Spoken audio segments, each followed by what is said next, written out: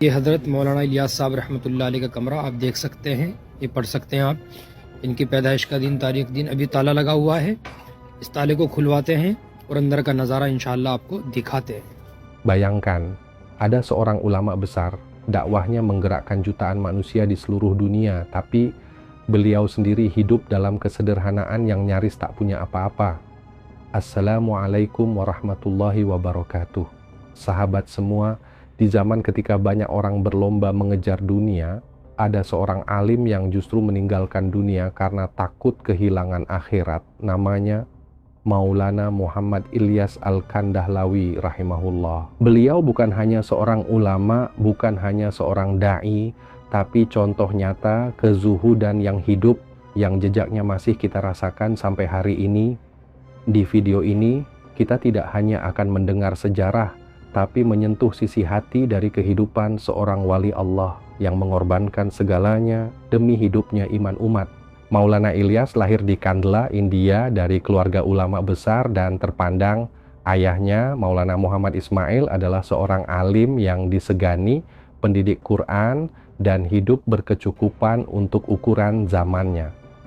Sejak kecil, Maulana Ilyas tumbuh di lingkungan ilmu, terbiasa dengan majelis ulama, memiliki peluang hidup nyaman.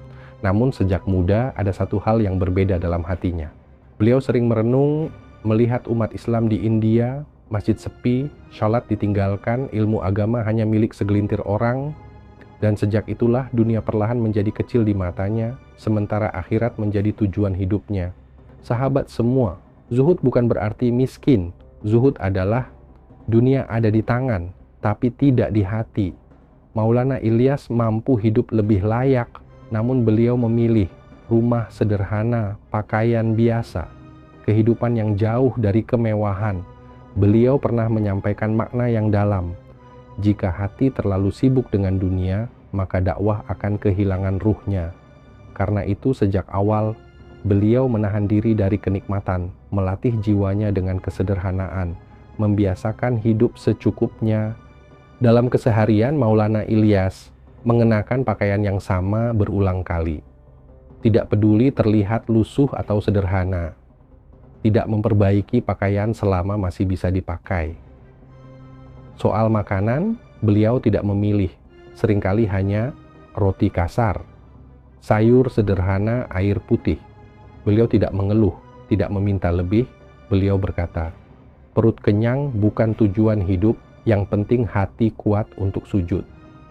Ini bukan sekadar menahan diri, tapi melatih jiwa agar tidak dimanja dunia. Inilah bagian yang paling menyentuh setiap kali Maulana Ilyas memiliki harta, digunakan untuk perjalanan dakwah, untuk makan jamaah, untuk kebutuhan umat, bukan ditabung, bukan diwariskan. Bahkan pada suatu masa, keluarganya hidup sangat sederhana, pernah kekurangan, namun beliau tetap tenang.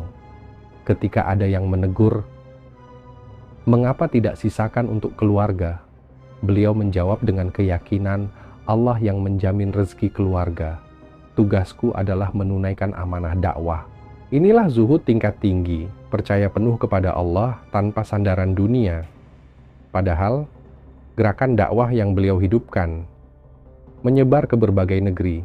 Namun Maulana Ilyas tidak ingin disebut pendiri, tidak suka dipuji, menghindari ketenaran. Jika namanya disebut-sebut, beliau merasa khawatir. Beliau berkata, jika dakwah ini dinisbatkan kepadaku, aku takut Allah mencabut keberkahannya. Beliau juga menjauh dari penguasa, jabatan, kedudukan dunia. Bukan karena benci, tapi karena takut hatinya condong kepada dunia. Maulana Ilyas lebih memilih masjid kecil desa terpencil masyarakat awam. Beliau berkata, iman umat awam inilah yang harus dihidupkan. Beliau rela berjalan jauh, menyusuri kampung, duduk bersama orang sederhana. Karena bagi beliau, nilai manusia bukan pada hartanya, tapi pada hubungannya dengan Allah. Ketika Maulana Ilyas wafat, tidak ada istana harta berlimpah. Warisan dunia yang beliau tinggalkan adalah dakwah yang hidup. Masjid yang kembali makmur, jutaan manusia yang mengenal salat. Beliau hidup sederhana, tapi mengubah arah sejarah umat.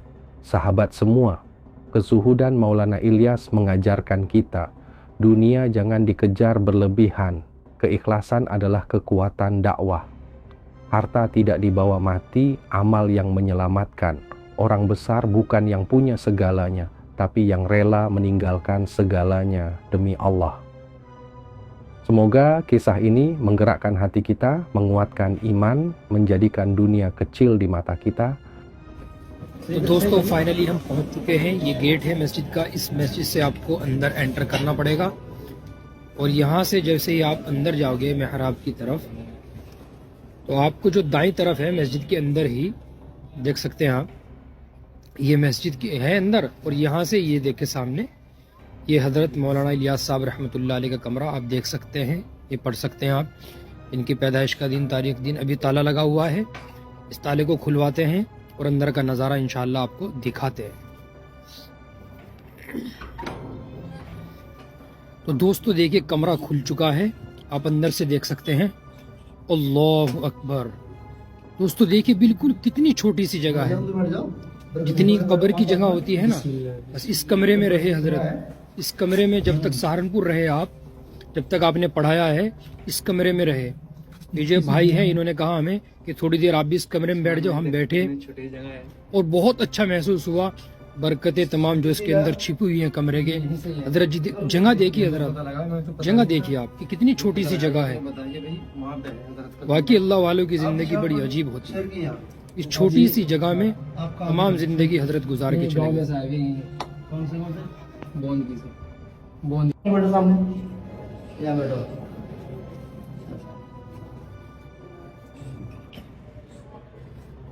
छोटा सा कमरा, ये हजरत का छोटा सा कमरा।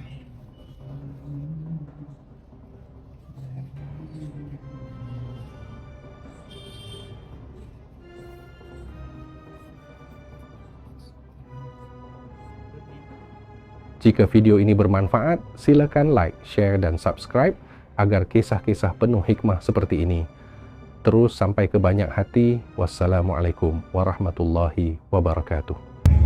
दाढ़ी जरूर रखिए, हर नबी ने दाढ़ी रखी है और दाढ़ी वही एक सुन्नत है जो हमारे साथ कब्र में जाएगी। इसलिए सुन्नत का एहतमाम कीजिए।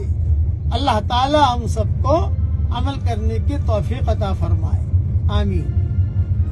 Bicara tentang segi Quran Pak, walau anna al-Quran amanu wattaqu la fatahna alaihim barakatin minas samai wal ard.